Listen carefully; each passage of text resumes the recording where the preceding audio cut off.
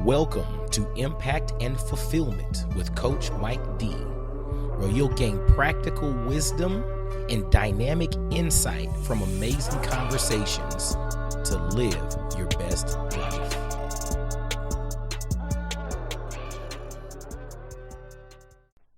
Hey, what's going on, y'all? This is Coach Mike D with another episode of Impact and Fulfillment. This is actually a very, very, very special episode, as this is really the release of a collab that I did with a good friend of mine, James Lopez, the founder of Fatherhood is Lit. What you'll hear in this collab that we put together almost a year ago now, that we titled We Do It For Our Kids, you'll hear a conversation about health and wellness, and it actually takes on a different meaning because not too long after we recorded this, James had to have a surgery, and his surgery was successful, but not long after the surgery, he suffered a fall, which resulted in a TBI, or traumatic brain injury. And, you know, he's had some various challenges since then with regard to recovery. But my man is still here. We're praying for him. We're supporting him. And actually, in this link, there is a GoFundMe to support James Lopez, the creator of Fatherhood is Lit, husband, father, dynamic dude, man.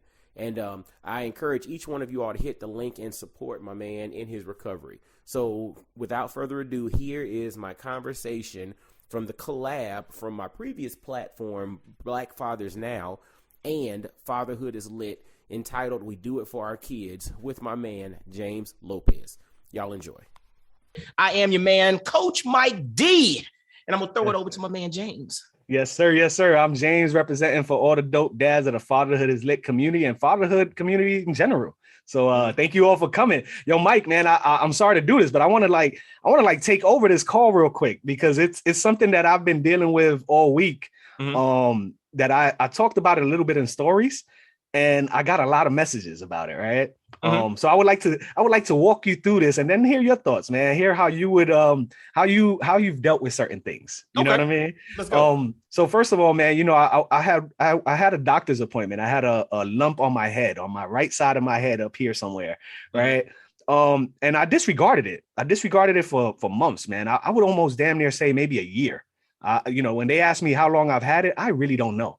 I only know because my wife and my barber told me, yo, you got a bump on your head. Like, and it's not a bump, it's not a pimple, it's like a lump, right? So I finally went to the doctor to go check it out, and the doctor told me, yo, we got to get you under, like, we gotta put you to sleep. You know, we got to do an MRI, we got to do a CAT scan. We're going to have to put you to sleep, and we got to take out this mass that's in your head, because if you don't take it out, it'll push against your bone, and it could cause severe eye damage or worse. It could do other things. It's right on the temple. It's called something like a meningioma or something like that. People that watch like Dr. Pimple Popper, they probably know exactly what this is. It's like a piece of like pus or mass. Not life-threatening, which is beautiful. Yes, but I wanted to talk about, you know, us as we getting older. When we were younger, we used to say, yo, we'll do anything, right? Like, we could try anything and we won't get hurt. Now, as we get older, we kind of get hurt, man. And we still kind of like hide it. And this is something I hid from my family until this week. I would love to flip that over to you. Why do you think a lot of fellas, when they get sick or something, when it comes to their health, why do you think they hide it? Dude, I'm gonna tell you, I think a lot of it really stems from societal pressures and societal norms of being a man, right? So if you can remember growing up, you know, if you fall and you scrape your knee, man, shut up and get up and stop crying. Stop crying like a baby. Stop acting like a girl. Before I make you cry. Before I make you cry, right? Or it was a scenario and I'm not even saying like from a parent, I'm just saying just societal pressures in general. It's like, as a dude, you're not supposed to cry. We're supposed to be Superman. And part of that is because of this whole hero's journey narrative that as men, we're supposed to be infallible. We're supposed to be Teflon. We're supposed to be, you know, the Teflon Don, so to speak, right? Like, you can't break me. You know, sticks and stones may break my bones, but words will never hurt me. All those stuff that we heard growing up. And what we've come to realize is that's unhealthy and that's untrue, because for a lot of guys, that causes us to push health outcomes down the road or kick the can on things as far as like getting diagnosed or getting things checked out, because, oh, I can deal with just a little bit of pain, just a little bit of discomfort, or, oh man, it ain't that big. And then you come to realize this is something life-threatening, right? We psych ourselves out. We psych ourselves out a little bit then. I think some of it is psych out. I think some of it is playing into what we think it means to be a man, right? Okay, because for me, it had nothing to do with that. Like for me, I hid it from my family because I didn't want them to worry. Like in all honesty, it was like, yo, we got so much going on that it was like, man, until I know exactly what's going on, I'm not gonna put them through that. Like I don't want them to succumb to the pressure of, yo, what's gonna happen to dad? But dig this though. I still think that goes back to this whole notion of subconsciously you were this infallible creature in your mind due to what it means to be a man. And you actually just stated there, you didn't want them to, get off track. You didn't want them to be emotional. You didn't want them to lose sight of. So it's like, yo, I got to be strong. Meaning for a lot of us as men, that means we have to bury our emotions, bury our pain, bury the stuff that concerns us. We have to go into another room sometimes and cry because we don't want them to get, for instance, it was interesting. I was noticing something, and this was years ago. So when we were watching, I think it was after stuff was happening with George Floyd in 2020, and something, it was all over the news. And I remember it came on, and my little girl at the time, she was like 8, but it got her in a sense of, she was just like, that happened to a man that kind of looks like my daddy, and she started crying, right? I mean, she just started crying because it's like it registered with her. But then because she started crying, then my wife started crying. You know what I'm saying? It's just like this whole trigger thing. That's what I don't want to see. That's exactly what I want to see. And so to that point, as a man and as a father, you want to guard yourself from creating situations like that because you want to try to minimize the pain of other people. So what that means sometimes is, or minimize the pain of your family. So what that sometimes means is we take on unnecessary pain or unnecessary trauma or unnecessary challenges just to shield them from it. And I think that's just how we're wired. And so to your point there, if I also know that if I ever get emotional, oh, it's a chain reaction because they're like, well, damn, if daddy's crying, something must really be wrong. It's over. It's over. Like, what's happening? Do we need to go cash in a life insurance policy? I mean, what's the deal? And so I just think there's something, we're wired in a certain way, but I think part of it is just due to societal norms that we are now in a position to change due to our own experiences. And I'll give you some of my personal stuff in a second, but let me get your thoughts about that. Well, to me, it's definitely the societal pressure, right? Because even just talking to you about it, my thought was, hey, I want to shield them. But I forgot that the reason I think like that is because society has pushed that on me for all of those years, where my father, if he got in any trouble, we didn't know about it. It was like, yo, it just happened. And then when he would come home and if he got into a fight and he had a black eye, now I could look at him and be like, yo, what the hell happened? You know what I mean? And it's like, well, that's none of your business. Right. So I guess I've been trained that way. And one thing that really came up while I was sitting in my car after I spoke to the doctor, and, the initial reaction from the doctor was, hey, we got to go test you out. So I'm still lost, where it's like, yo, I got this bump. I don't know what it is, but this doctor is moving fast. The minute she started moving fast, yo, that scared the shit out of me, bro. Absolutely. So the minute she told me, hey, you know what? I'm going to set you up for an emergency CAT scan and we're going to start working on getting this surgery done ASAP. I sat in my car and I started thinking to myself, yo, so I shielded this from my kids and my wife, but now shielding it caused more trouble because now when I'm going to speak to them about it, I'm actually worried. I wasn't worried before. Before it was more like, yo, when whatever it is, we'll handle that. But the minute I spoke to her and she told me what it could be, the possibilities of what it could be and what it couldn't be, yo, now I became Dr. MD. Like I became James Webb MD. You know what I mean? I'm doing self-diagnoses and all that and telling myself, yo, how much time do I got? You know what I mean? And it made me sit there and think about, I hid that from my kids, but it also made me think about why we do that, which is the fear factor of them getting hurt. But then it also made me think about, how do I present it to them now when I still don't have the full scope of the information, right? Where I'm still waiting for results. How do I talk to them now? And B, yo, what if I only got 24 hours to live, man? What Ooh, did I teach my kids everything that I wanted to teach them? ooh, brother, What are they going to remember? man, And it's a weird way to think, because you say, damn, that's kind of negative. Like, do I got 24 hours to think? I mean, to live. I think that's what we dads do. It's either everything is all gravy or it's going to hell. So to me, it was like, yo, until I know what's happening, yo, did I do my part? Like, did I do enough? And it's crazy because I'm so involved that I still had that thought of, yo, did I do enough? And I asked the community, I go to the community, yo, you know, hypothetically speaking, you got 24 hours to live. What's that one lesson that you hope your kids carry on, you know, take from you? And man, those messages were crazy, bro. Dude. It was, you know, I hope they remember that I always loved them. Yo, I hope they remember about compound interest. You know, I hope that they remember, you know, some people even went crazy and say, yo, I hope they remember that baby mama was a female dog and then let me see you. You know what I mean? It was things like that. And it was like, wow, like, I guess I got people to think, but it wasn't a happy moment for me. It's not. You know what I mean? Where it was like, damn, like, I don't know what's going on. Luckily for me, everything's good. All I got to do is just remove this crap. But still, it's still like one of those moments where I didn't know. And it was like, damn, 24 hours to live. So I'm going to flip that to you real quick. Before we go into like kids and so all of that, do you think you've done enough in your kid's life? Like if something was to happen to you in 24 hours, right? Do you think you did enough, or do you think that maybe there's so much more to go?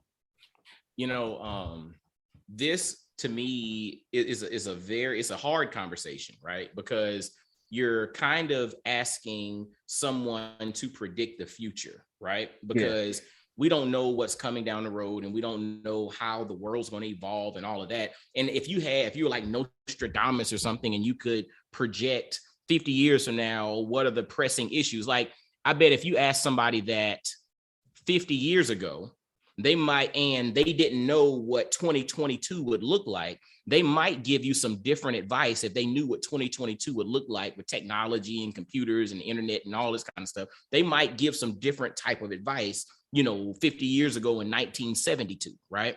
So the thing is, for me, based off of like my faith and my belief structure, I do believe that everything in life happens for a reason. And I don't think that if something unfortunately were to happen to me, in the next 5 minutes, that I think that I will have done everything that I was supposed to do up until that point. Right. So it's like, yes, if given more time, you can do more. But my whole thing is you can do what you can up until the specific moment. And the only thing that we really have ownership of is the present moment. The past is water under the bridge. The future might mean 5 minutes from now is completely unpromised. All we have is right now. So my whole thing is less about did I do enough up until this point, and more about in this moment, am I doing what I'm supposed to do? I think about it not through the lens of if I had 24 hours left to live, what lessons would I impart? No, I would think about if I had 24 hours to live, what would I do for those 24 hours? Right? Like, what are the things that I would do in that specific moment? And so I always try to think about myself that for me, that's like a moral compass, right? So you think from the standpoint of, if, something were to happen to you, do you want it to happen to you coming out of a strip club somewhere? Or do you want it to happen to you coming out of some, nefarious establishment? Do you want it to happen to you consuming some stuff from, on the side of the road under a bridge? Do you want it to be that? Or would you say like, yo, if it happened at that moment, at least I know that in that present moment, I was doing what I was supposed to do. And I think if we approach each moment that way, then we should not have any regrets. Again, hindsight's 2020. We could always, flip and say, oh, I wish I would have bought Amazon with my, student refund check back in 1999, and I'd be sitting, whatever. Everybody paid. Well, we ironically, we probably wouldn't be having this conversation, but, or it might not be recorded at least. Or it might not be recorded, right? We'll be sitting there in Bora Bora somewhere over some Mai Tais, jumping into the water. Like, yo, I got this car, man. I can't get it wet. But to that point, man, so I'm just thinking it's really about the present moment and making sure that if that moment happens to me, right now, I'm doing something that matters, and my kids and my family, the people that love me, they know that, Mike went out doing what he was supposed to do. Yeah. I mean, I get two things from that. Like I get the, just sitting there thinking about that and listening to your response and listening to all the other dads' response. There's two things, right? The first thing is we never give enough, right? Where we can never give enough because, like you said, we don't know the future. So we don't know what lessons are in our brains that we need to transmit to our kids because we don't know what they're going to face later on. That's so right. You're never there enough, right? The second thing is that it reinforces why you and I believe so much in our presence, right? Where it reinforces that if every day that you can be present, if you're present and you're instilling the good things of your life, we all do bad things. Like we all have 100%. Bad things that we show every single day. But every single day that you're with your kids, if you're giving them one good thing, then you're working on making sure that your presence is actually felt, right? Where now it's like, well, I don't need 24 hours to think about 1,000 things that I need to teach them. Those 24 hours, I might only need to just be present, like you said, because I've already been teaching them these things by being there all the time. You know what I mean? So it reinforces what I believe in, which is, your presence doesn't have to be boring, first of all, but yes, it's warranted. Like it's needed. So if you're there, you don't have to worry about, what am I going to fulfill in 24 hours? Because you're already fulfilling that through your journey. And through that journey, you're also doing bad things, of course, but you're giving them both. You know what I mean? You're giving them both. That's what I was thinking about that day when I was there, when I was sitting in my car. It was like, hypothetically speaking, if it was 24 hours, what did I do? But what are the lessons that would pop up, right? What are the values that I have instilled while being there for the last 15, 20 years? You know what I mean? And that was deep, bro. That was deep, just sitting there. It is. It's a very deep perspective. And, one of the things that I think we should be very mindful of, and you highlighted it by talking about the value of being present, is the kid. Like we talk about lessons. I think, was it Lewis Howes always has like, what are the 3 truths? He always leaves like the podcast episode with, the 3 truths. Like what are 3 things, if everything was gone, 3 truths that you want to leave to the world or your family or whoever.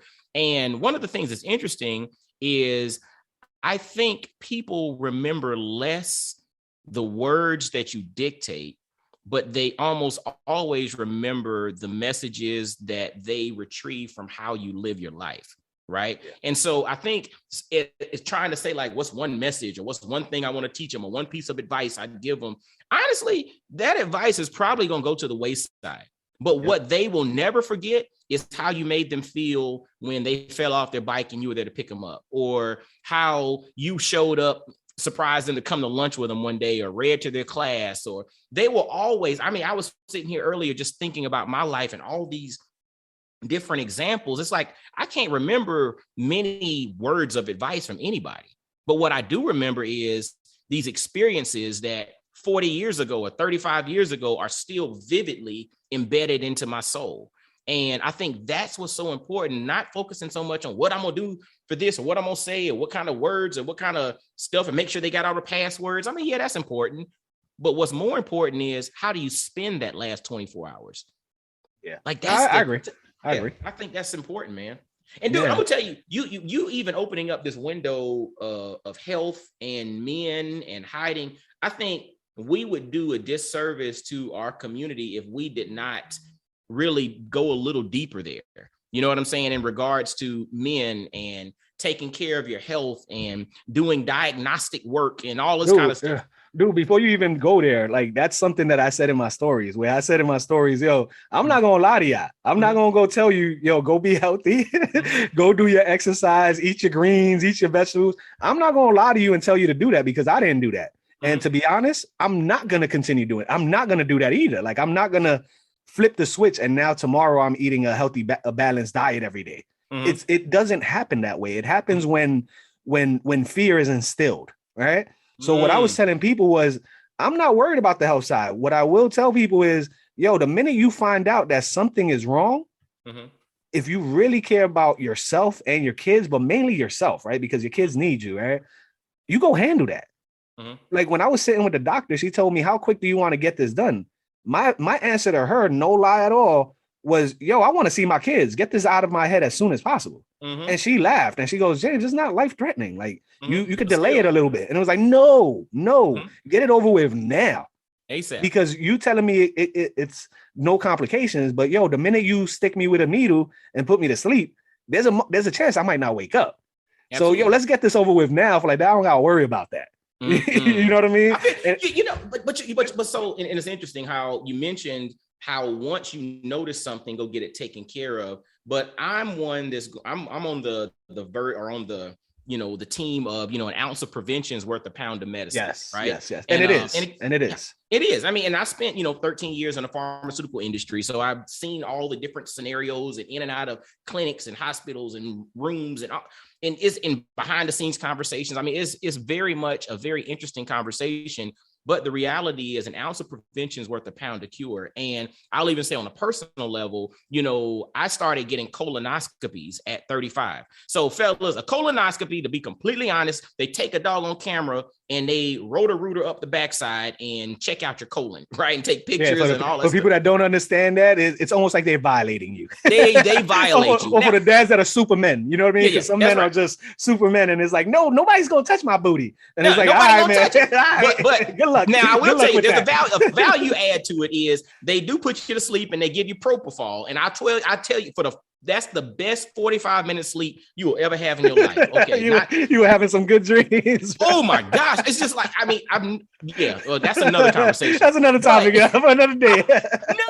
Another topic. But what I'll say is, at 35, I started getting colonoscopies, and that is because we have a family history of colon cancer, right? Okay. And so, long story short, just kind of taking it back, I'm 42 now. My grandfather, my maternal grandfather, so my mom's father, passed away at 54 due to colon cancer. So when he got a colonoscopy or when he got checked out back in 1984, at that point, it had already gotten to a point of being a problem. So it was not something that was preventative. But by the time they discovered it, basically about a year later, he was gone. Right. And so technology and, diagnostics and opportunities and all of that stuff opens up the window for us to now be more preventative. And so because of that family history, him being diagnosed, I think at 53 and passing away at 54. And then my mom ended up having having to get a colonoscopy as well. And they ended up finding like some precancerous polyps that they had to remove. And that was in her 40s. So then the gastroenterologist basically said, my brothers and I need to start at 35 getting colonoscopies due to the family history of colon cancer. And so I said that to say that you have a day before the procedure where you got to swallow this laxative stuff. And it's I was going to ask you about that process because my dad actually had that. Yeah, that's the worst part of it is the clean out. Yeah, the worst part of it is the clean out, where it's just like you literally for 12 hours before the surgery, you basically are living next to the toilet because it's explosive. It's just a difference. You're like a broken pipe, bro. Oh my gosh, it is no freaking you never. I mean, you may have had the runs in your life, but you've never this. That's like X-Lax on steroids, right? What's that chocolate? Gosh. Is it X-Lax that they use? That they use to clean out your system? It depends. Different gastroenterologists use different scenarios, but the thing is, but I understood the whole premise of I don't want to wait until there's a problem to then get going, because again, I look at my grandfather who, passed away in 1985 when I was 5 years old, that I never really, I knew him as a young kid, but I didn't get a chance to really get to know him. I didn't get a chance for him to be around, to see me graduate from high school, potentially see me get married and have kids and see great grandkids, all of that. And I think to myself, if this were done from a diagnostic perspective a little earlier, maybe they could have caught something and maybe he would have lived another 25 years or so, and so I say that to guys, man, to first off, it goes a little deeper, really understand your family history, right? Talk to your parents. Do you think a lot of men, do you think we disregard our family history, or do you just think that I want to use the word, I guess, we think we're tough enough that things that happen to our family just won't happen to us? I think we just don't talk, man. I think, again, we're in this generation now, you and I, in which it's becoming more and more common for guys to open up and share deep, intimate stuff and to ask questions. I mean, you think about things like sexual issues, you know what I'm saying? Like it used to be some, hush hush thing until you look at a certain percentage of dudes struggle with some sexual stuff, right? Or you look at, things like colonoscopies and prostate exams and all of that. It used to be something like, you don't want to talk about that, but you don't talk about it. And then somebody doesn't hear about it until it's too late, until they got a problem. And then the doctor comes in and says, all right, dude, I wish you had come in here a year earlier because we could have done something. Now get your affairs in order. And see, that's some bullshit. The worst. That is the worst, but it's a reality. And so that's why I'm very much a huge proponent of, understand your family history. Like, have a conversation with your parents. Like, the thing, I'm going to throw another one at you. So when it comes to like family history, like there's a family history in my family of like glaucoma, right? So when I go to the eye doctor or I go to the optometrist, they take like the images and all of that stuff, and they show that I have like a large cup to disc ratio, and everything is fine. My optical nerve is good, but I was asking her about, what's going on with this, and are there any things I can do to prevent glaucoma? So the question I was asking, people always say, they're like, I need something for my glaucoma. So I asked my optometrist about cannabis. No, I'm serious. Can I do my thing? Right? But I asked her about it, and she honestly said, there is some clinical studies that show how this helps to reduce the pressure in the optical nerve. So for someone that has glaucoma, this is a benefit to them. And for someone who might have the predisposition, reducing the pressure in the optical nerve could be a benefit. But she also mentioned there's a diminishing margin of return, meaning it's not a lot, it's just a little bit, right? And so, but again, the whole concept of understanding family history then gives you information to then go and have informed conversations. And then we don't have to guess and then hit the, oh shit, what did happen? Right. So dude, literally family history, talk to your parents, blood pressure, the history of diabetes, colon cancer, any precancerous stuff, glaucoma, all these different things that may be in your family history. Be aware of it. That doesn't mean that you're going to have it, but what it does is it informs you on questions you can ask your physician so that you can put yourself in the best position to live a long, healthy life.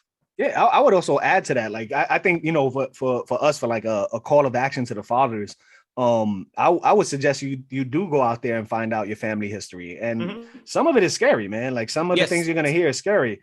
But on the flip side of that, besides getting your family history, also remember that, society paints us as superheroes.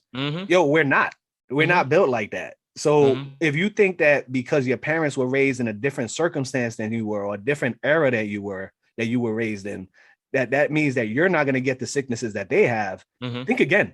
Like when it comes to genetics, it's not biased. It doesn't care what time frame you're living in.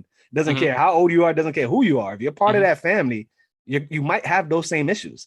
So don't gas yourself into thinking that, hey, my mom had diabetes, but I don't eat candy, so it's not going to happen to me. Well, the only thing I would say, and we have to, there's two sides to that. Like there is a potential with a genetic mix for you to be more predisposed or have a higher predisposition for something to occur. That doesn't guarantee that just because my mama had it, I'm going to have it. Or just because my daddy had it, I'm going to have it. You should just be diligent about it, man. Yeah, because some people take it like that, where it's like, oh, my granddaddy had high blood pressure, my mama got high blood pressure, my daddy got high blood pressure, I'm gonna have high blood pressure, I'm gonna just go ahead and accept it. We don't have to go that route either, right? Yeah. So there are genetic links to certain things, but that doesn't mean that you have to accept that. But you do need to be informed, because there are scenarios in which, maybe you changing your lifestyle might have some positive benefits, which helps to guard against certain things. Maybe because of your higher predisposition for something, maybe there are certain things that I need to avoid because of our family history, but you don't get that until you understand. And so for a lot of people, not having that conversation, or just, I'm going to figure it out on my own, or, I'm just going to be strong and, go to the gym and do this and do that. But you need to still understand. I know I had a buddy of mine, my age, in shape, college athlete or whatever, that had a heart attack. That happens more often than people don't. People don't understand. People don't even know. And I'll tell you, on a personal level, for me, around the same time he had his heart attack, I thought I was having one. Right, it was crazy. So I had a couple of nights where I woke up, my heart was palpitating, it was beating hard. First night, I just drank some water, calmed down, whatever. It ended up getting better. The second time it happened, I went straight to the ER. So they hooked me up to all the different stuff. And I thought I was having a heart attack. Like I was calling the wife and texting my, mom and everybody and just pray for me, all this stuff. And long story short, it was anxiety. I had anxiety attacks and stuff due to some other stuff that was going on in life. But the reality was I at least had enough wherewithal to say, like, this shit ain't right. I need to go get something taken care of, because again, what informed me was I had a contemporary, I got a homeboy, again, great shape, athlete, all of that, who had just had a heart attack. Now, he didn't die, but he had a heart attack. And so I was just like, yo, what's going on? And so we need to pay attention to our bodies, know our family history, get the doggone diagnostic stuff done, get multiple opinions too. Like, you don't have to just accept, because I'll tell you, again, being from the pharmaceutical industry, you will have people who just want to throw medicines and pills and all this kind of stuff at you. You don't have to also accept that always either. Get multiple opinions, have conversations, become informed. No one will care about your health more than you will. Yeah, I would tell dads, I would challenge them to treat their health like they would treat their kids' health. Where when you're a first-time father, right, and you have a child, the minute they start coughing, you're like, yo, what medicine can I give them? What should I take them to the hospital? Yeah, like, and then when you go to the hospital, they're like, yo, dude, this is a common cold, like, relax. And you're looking at them like, I can't relax. This is my child. That's right. So I would say treat yourself the same way. Where, when I'm sitting at that doctor's office and she tells me, hey, we just got your MRI and we see this mass, and now she's explaining to me where it's at and what we could do about it. I'm asking myself, what would I do if this was my son? If this was my oldest son, Jaden, what would I do? I wouldn't let him leave the hospital. It would be like, yo, dogs, I got to go work on this right now. You know what I mean? And it's one of those things that I guess, it takes it's the pride in us where we got to, like, wait till something happens for some of us. But it was one of those situations for me where I was like, all right, let's knock this out, because I want to be with my kids. And for my kids, I would knock this out ASAP. You know what I mean? If it was them, I would just get it out the way. And you think about it again, the topic, the title of our collab is "We Do It for Our Kids." Yeah. I mean, if you stop and you think about it, we do it for our kids, and we need to do it more. Is more than just money. Is actually more than just showing up. It's actually doing it for our kids, taking care of ourselves. I use a term, or I use a slogan: self-care is not selfish. It's actually selfish to not take care of yourself. Yeah.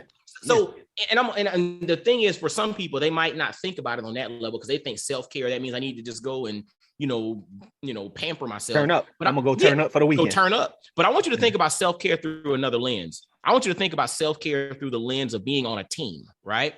Yeah, you hear the stories about, I think LeBron spends like $1 million a year on his body, right? And I think I didn't know that. That's crazy. Yeah. It makes sense, but it's crazy. It makes sense, but he's worth $1 billion because of his body was a start to that. So he spends $1 million a year. I heard Russell Wilson the other day on one of the interviews stated the same thing. He said he spends upwards of about $1 million a year on his body and making sure that his body is fine-tuned, because again, that's where his brand is built off of his body. Everything else is built there. And so I think about it from the standpoint of self-care is not selfish. It's selfish to not take care of yourself. If all of a sudden LeBron said, F it, I'm going to put on 50 pounds, I'm going to be high, drunk every day. I'm going to do this. I'm going to eat wrong. I'm basically going to allow myself to just let go. Yeah. He's being selfish because now he's not being valuable to his team. Yep. Him being in the best shape possible, him coming to play, him avoiding injury, all of that is him being valuable to his team. That's him actually being selfless because he's taking the time to put into himself so that he brings his best self to the table. As dads, we have to take care of ourselves, and we're actually being selfish if we do not. Dads, if you're not going to the doctor, you're being selfish. Dads, if you're not taking care of some issues you got going on, you're being selfish. Literally, dads, you must take care of yourself. You're being selfish if you do not. It's true. I tell dads all the time, you can't take care of your kids if you can't take care of yourself. You know what I mean? Like a broken dad is no good to the family. You know what I mean? And a broken dad, I mean physically and mentally. If mentally you're broken where you can't use your thoughts to guide you or to help out the family, you're broken. You need to talk to somebody. Same thing physical. If you break your leg, then you can't go do practice with your kids anymore. You can't do basketball practice. You're hobbling all over the place. So you got to take care of yourself. but it's something that's really hard for fellas to do because of that stigma of, hey, I am Superman. We got to get off of that. Yeah, I think that's it. But I think also sometimes we don't have perspective. So if we really pan back and we realize, I mean, the majority of those that are consuming this content are going to be in the United States of America, right? We'll have some people dabbled around the world listening, but the overwhelming majority of the audience for We Do It For Our Kids, it's going to be right here in the United States or North America, maybe some Canada as well. The thing is, we forget that we have access to preventative care. We have access to take care of our bodies. When you travel around the world and you go to different places where there's no access to opportunities, like they would literally walk 30 miles if you said, hey, you can come and get a checkup. They put things on their back and walk to go get that. Whereas we have these things, we have a minute clinic or an urgent care facility, probably, in the building you live in or at the next block, and we don't take advantage of that. And so we have to really understand that sometimes it's just about us not taking advantage of the tools and the resources that we have at our disposal. And it goes back to this whole premise of, I never want to feel like I didn't do something that I could have done. Right. Yeah. And so that's something as dads, man. And again, our kids are watching. So if we want to do it for our kids, what kind of habits do we want to instill? When your little boy or your little girl is not feeling well, you want to teach them. You have health insurance for a reason. Take your little ass to the doctor and get checked out. Pay that co-payment. Pay that co-payment. Get over it. And it's cheaper. And it's funny because that's what I asked the doctor today. Like when I was sitting with the doctor and scheduling, when we're going to take this piece of mass out. My first question to her was there something I could have done differently? Something to identify that this was happening. And she goes, no. She goes, no, not for this case. And the reason you couldn't do this is because it's a mass that grows in your head, right? And the only way for you to see something like that is to get an MRI. And unfortunately, insurance doesn't pay for that until you need it. And it was like, damn, that sucks. Dude, but that's where your family history comes into play. Yes. Because you might not be able to go get a colonoscopy because it might cost you a nice deductible. But if you know that your father had it, now you're going to go pay that deductible. You're going to say, what? Let me go pay that. It's worth it. So look, so it's not even about you paying it. So when people don't understand, so therefore there are different protocols in place when it comes to insurances. So your insurance might pay for a colonoscopy every 5 years starting at age 50 due to protocols, because that's what the standard of care is, right? But if you have family history, you can bypass that protocol and they can start paying for it whenever you need it. Right. And so there are certain things, if you have family history, or let's just say you do have some kind of issue with your guts, right? Then the doctor can order a colonoscopy and it would be covered by your insurance because there is either family history or there's something there that makes it a necessity for that to get done. So that goes back to the whole value prop of talking to your family and understanding. And so to your point, like MRIs, they have to have expensive. Yeah, those suckers are expensive. Woo. And they do all medical stuff is expensive. Like it's nothing cheap when it comes to medical care and all of that. And so that's not a detractor because it's still cheaper to get it taken care of before than for you to let it lead to another issue, because people don't understand like the cost, when it comes to healthcare, like, okay, a procedure might cost something or whatever, but if you have to spend a couple of nights in the hospital, have you ever looked at a hospital bill for somebody who spent a couple nights? It can legitimately be six figures for you to spend 2 or 3 nights in a hospital, depending on for what scenario. So it might look like it's a lot because maybe it's a little bit on the front end or a little bit more than you expected on the front end. But I'll guarantee you the back end is going to probably be 10, 20, maybe even 100x the cost if you just want to look at it purely from a financial lens. No, it's true, because for me, I needed a MRI and a CAT scan, right? And those things are upwards of like tens of thousands of dollars, $12,000, $13 a session, right? And that's what I told my doctor. I told him, whoa, like, so when I do this procedure, after the procedure, I need another MRI, another CAT scan. Then I need another MRI and another CAT scan in 6 months. And then a year later, I need another MRI and a CAT scan. Why wouldn't insurance let me get an MRI before I actually knew about this issue to prevent the high costs that they're going to have to pay?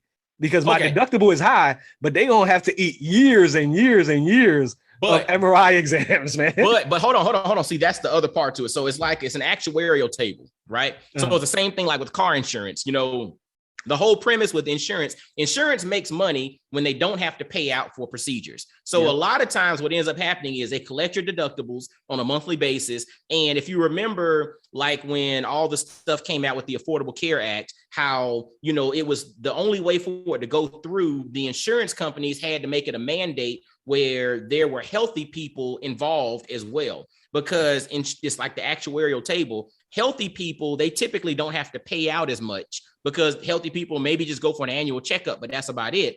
Whereas you look at those that are the sickest among us or those that are dealing with the most conditions, they're going to the doctor all the time. They're getting procedures all the time. They're having to get medications and MRIs and EKGs and all these different things all the time. And each time that runs, the current insurance company is paying out.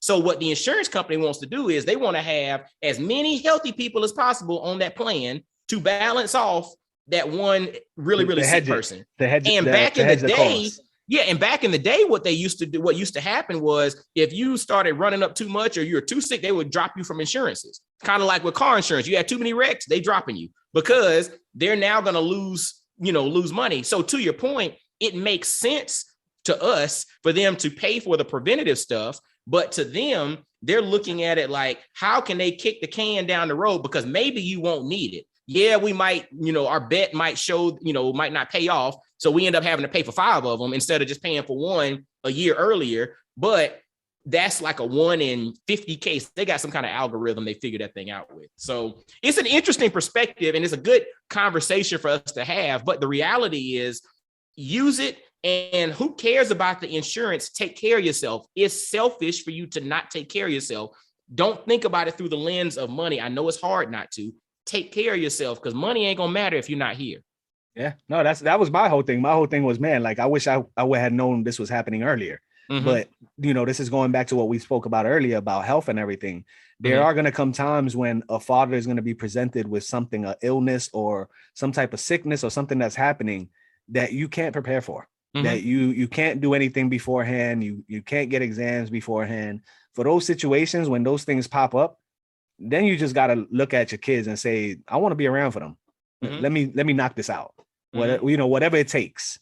And that was the way I felt, doing all of this. And now, I guess the next question for me, because I know we're pretty close to our limit here, our time limit. I would ask, how do you, for your case, right? When you started doing the colonoscopies, right? The first time you had to drink that liquid. I know that liquid cleans you up and it makes you feel like crap, right? How did you deal with your kids?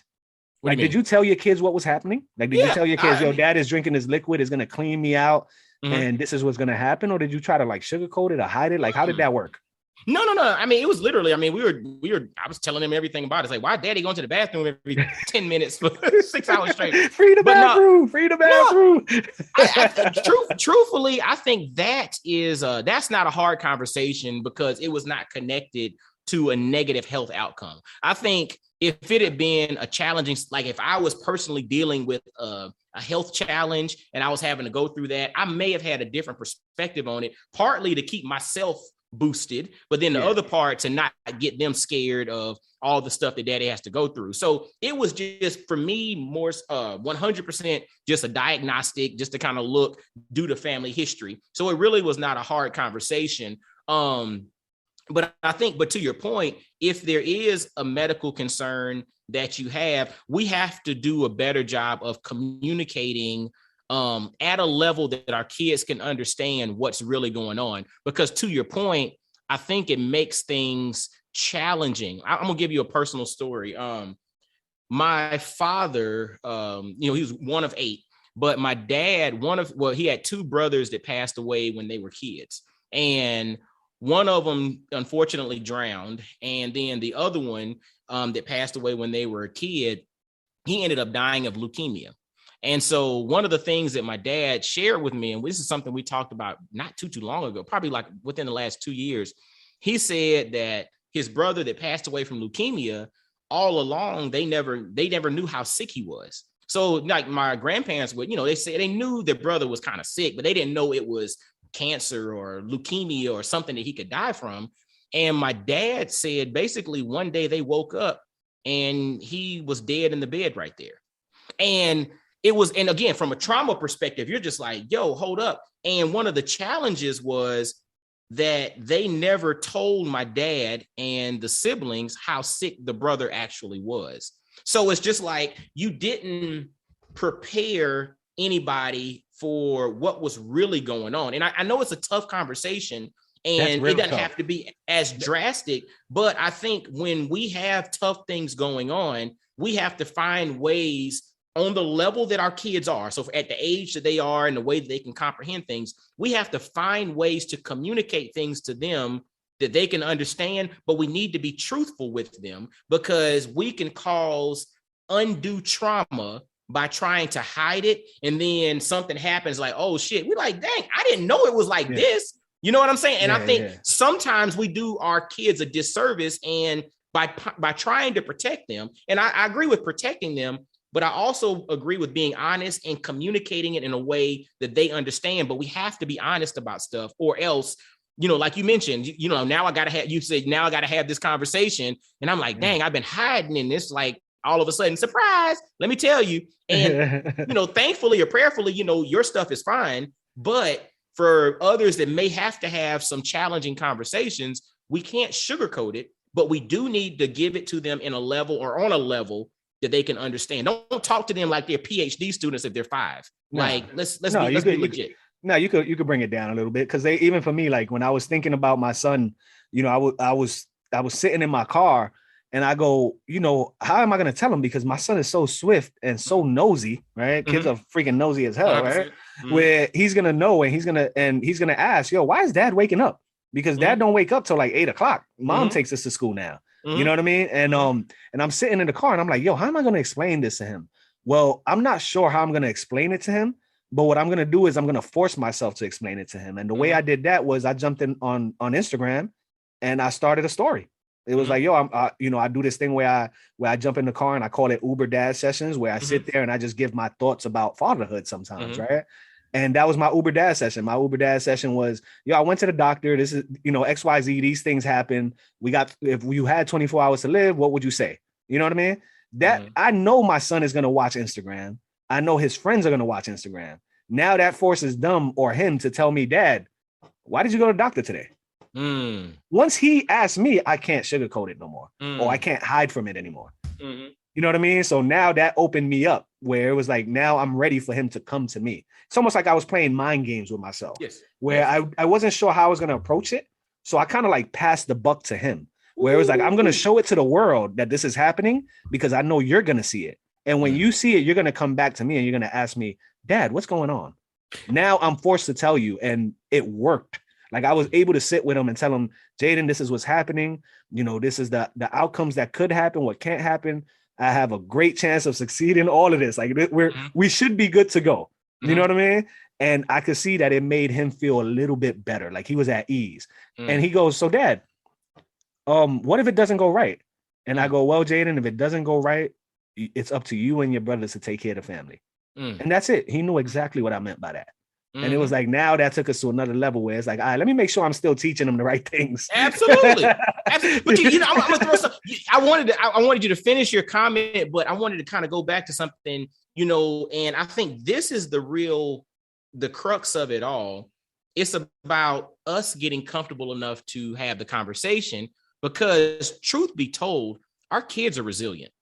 Yeah. See, that's and I get so surprised when I talk to my kids and give them a concept, and I'm thinking I'm about to go flying way over their head, and they come back with me and they're just like, yo, Dad, so thinking about it this way, I'm like, well, damn, hold up. Okay, we can go a little deeper then. Yo, they are profound kids, man. Yeah, kids are good. It's crazy, man. But the thing is, I think a lot of it comes back to us. It's our discomfort with talking about it. It's our discomfort talking about potential negative outcomes. It's our discomfort talking about challenges or some what ifs that maybe it's only like a point something percent chance, but you still got to at least lay out that, you know, it's not 100% guaranteed that this won't happen. But in the case that it does, here's what's popping. Like it's us having those conversations, and it's us being comfortable. Because that's the challenge, in my opinion, is really not the kids. Because, dude, they're so resilient And I mean, they're so smart, and they'll talk about anything. Yeah, they'll talk about anything. And that was, they can. Yeah, and that was me. Like, I know today, I dropped my kids off at school. I know today when my oldest comes home, he's gonna ask me, be like, yo, how did it go with the doctor? When's the operation? And it's almost like, all right, well, now since I can't just come out and just talk about it like that, he's gonna bring it to me. And it still leads me to that point of I'm gonna keep it real with him, but it still gives me that energy where it's like the minute I finish a statement, I'm hugging him. You know what I mean? Where it's like I told him yesterday, I told him, Jaden, don't worry about it, man. I'm still going to be here for all the sneaker sales. I'm going to be waking up with you to buy sneakers and to sell them. And then I hug him and tell him, yo, I love you, buddy. And it was like almost like one of those situations where it wasn't really for him. It wasn't for him. It was for me. It was to put myself at ease, bro. Yes. You know what I mean? It was to put myself at ease. So I hugged him like because I needed the hug. It wasn't that he needed the hug. I needed it. Where it was like, yo, it was like me telling myself, yo, James, man, it's been a rough couple days. You now know that, there is some positivity coming out of this. You're okay. But I couldn't ask anybody for that. I couldn't ask my wife to, yo, hug me. You know what I mean? I couldn't ask my kids to hug me. I needed to get it a different way. My message to dads is, yo, get it however you can, man. Just get it. You know what I mean? Like sometimes we a little too anal with it where it's like, I don't want to show my kids my emotions. I don't want to be emotional. I don't want to show that side of me. And it's like, all right, cool. If you like that, yo, flip it to your kids because they have no problem showing how much they care about you, man. That'll open you up. If you're not that type that's just gonna open up, let your kids open you up. That's me. I don't open up like that. My kids open me up, but you better believe that I guide them in the direction to open me up.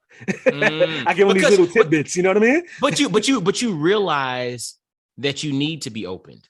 See, that's like step one, like first step one of anything, recognize there's a problem, whatever it is. Yeah. But you recognize that I need to be open. And you also recognize that you might not be the natural catalyst to opening yourself up. You need them to basically crack your shell. And so I think guys that are out there, again, emotions are things that, like I always say, emotions can ride shotgun. You should never let them drive your car. Right? They can ride shotgun, they can control the temperature, they can turn the radio, but don't let them drive the car, but definitely keep them there, right? Yeah. Emotions should be managed and emotions are there for a reason, but you shouldn't let them overtake you. But the reality is you have to understand how your emotions present themselves. And so we all present differently. Like, I'm not one that necessarily needs someone else to be the catalyst. Like I can initiate it. Right. Yeah. I need somebody to help me unpack it. You know what I'm saying? So I can initiate it. I get the party started. I get the conversation going. I can lead with how I'm feeling and all of that stuff. But I need some discourse back and forth to help me draw it out even more, because that's how, for me, that's like my process. So I can go and I'll initiate the hug or initiate the kiss and be like, yo, fam, I need somebody to holler at me. Like I'm that one. I will initiate that part, but I can't take it to the next level without some discourse. So I need help then pulling more out. So just so you know, you've been used. You've been used today. Yeah. And the reason you've been used today is because when I came out of my doctor's appointment, the only thing I wanted to do, full transparency for the podcast, right? The only thing I wanted to do was sit in my car and smoke my head off. All I kept telling myself was, you're going to smoke like crazy and forget about the world, right? But then I remembered, hey, I got a discussion with Mike D today. I also have meetings with my team that we're working on my Fatherhood is Lit app. I can't smoke my head off. So I'm not going to cancel any of these things because I can't. So I'm going to use Mike in the best way, quote unquote. I'm going to use Mike in the best way. Use me. And we're going to have this conversation that I'm sure a lot of fathers would love to have or have had and didn't know the true value of it. You know what I mean? So I used you to be able to speak about what's going on with my life and how I see it affecting my kids or how I'm going to go forward. So thank you. And I thank you because I used you as well, because our discourse allowed that to get pulled out of me. So it's kind of like a yin and a yang. Like you need the catalyst, you need the jump off. I need the pull through. You know what I'm saying? So it's just like, one's the starter and the other's the alternator. You know what I'm saying? Like and I think that's awesome. And what I would like to also, let the community know is just like, at some point, you and I are going to have some more opportunities for these types of discourse conversations to take place in a more controlled environment so that dads can be free to share themselves and share what's going on to get some insight from kind of our yin and yang approach.